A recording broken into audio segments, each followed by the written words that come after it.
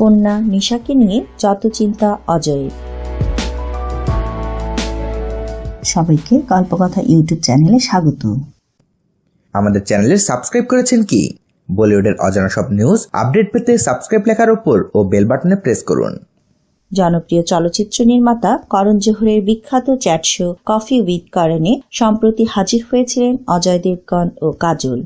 শোতে এই তারকা দম্পতি তাদের ব্যক্তিগত জীবনের গল্প বেশ খোলামেলাভাবেই ভাগাভাগি করেন। সেখানেই ছেলে মেয়ের জন্য স্বামী অজয় কেমন পাগলামি করেন সেসবের বর্ণনা দেন কুছ কুছ হোতা হ্যায় অভিনেত্রী। সঞ্চালক করণ জোহর অজয় ও কাজলকে জিজ্ঞেস করেন অভিভাবক হিসেবে কোন ব্যাপারটি তাদের উত্তেজিত করে। কাজল বলেন, আমি মনে করি সবকিছুই। এই যেমন ধরো, কোথায় যাচ্ছে, কতক্ষণে ফিরছে, কে পৌঁছে দিল, সত্যি কোথায় গিয়েছিল, ইত্যাদি ইত্যাদি। নিশা এখন বড় হচ্ছে।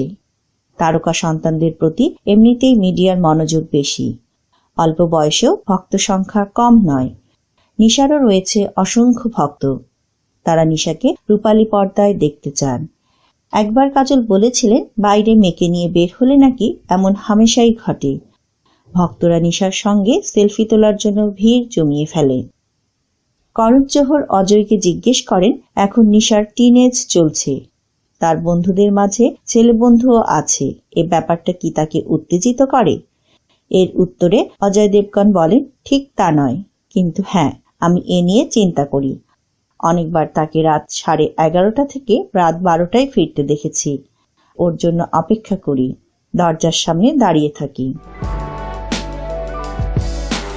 সো ভিউয়ার্স, এই বিষয়ে আপনাদের মতামত জানিয়ে দিন আমাদের কমেন্ট বক্সে, আর ভিডিওটিতে লাইক ও শেয়ার দিয়ে আমাদের সাথেই থাকুন। ধন্যবাদ।